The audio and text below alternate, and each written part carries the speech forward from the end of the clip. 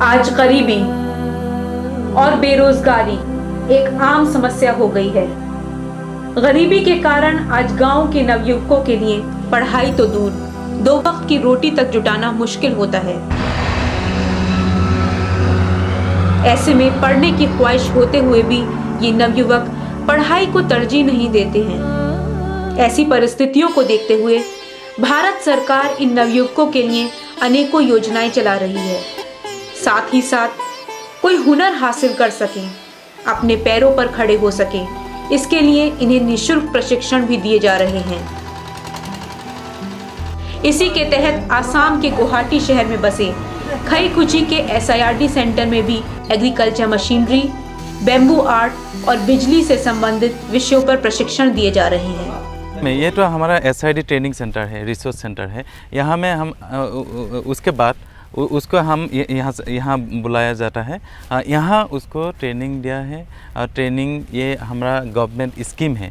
Under government scheme they are getting their facilities for lodging, free lodging, free fooding and for 10 days, 15 days, 5 days. This type of training programs have been conducting here. 10 से 15 दिन के इन प्रशिक्षणों में सरकार के लिए काम कर रहे वॉलंटियर्स और NGO गांव के लोगों के साथ मिलकर इन नवयुवकों का चयन करते हैं और प्रशिक्षण के लिए भेजते हैं। SIRD का कुछ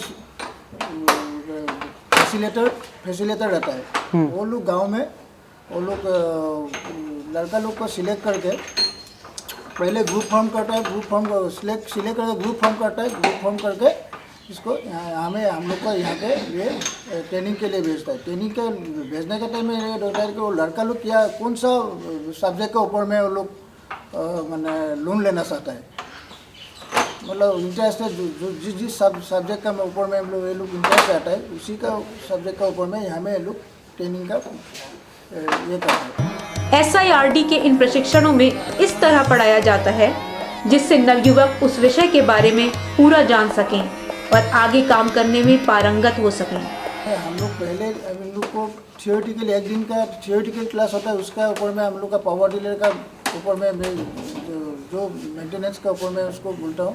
उसके बाद दूसरा दिन से शुरू होता है उसका प्रैक्टिकल क्लास में लेकिन प्रैक्टिकल क्लास थियोरी दोनों हम लोग को यहाँ में बराबर चलता है। यहाँ से प्रशिक्षण लेकर नवयुवक अपने साथ साथ गांव के दूसरे लोगों को भी अपना हुनर सिखा सकते हैं, जिससे गांव के लोग भी जीविका कमाने में सक्षम हो सकें। हम गांव में जाकर गांव के लोगों को भी ये प्रशिक्षण देंगे जो हमने सीखा है। ये उनके लिए भी बहुत फायदेमंद साबित होगा।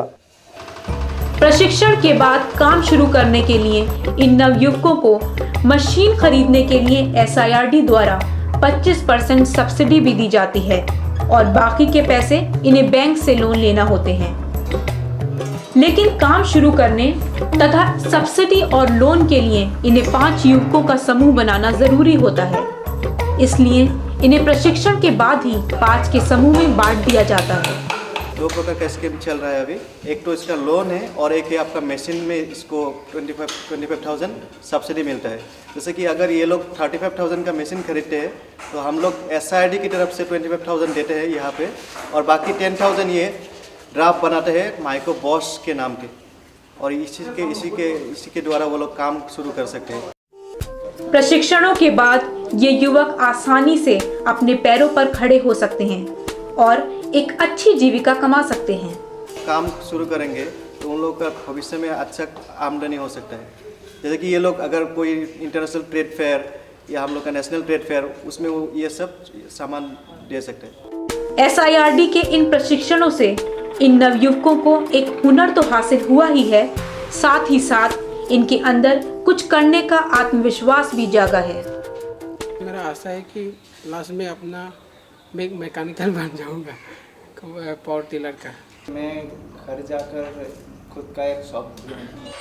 आज इन नवयुवकों ने कुछ कर दिखाने की ठानी है जिससे ये जी सके एक बेहतर कल।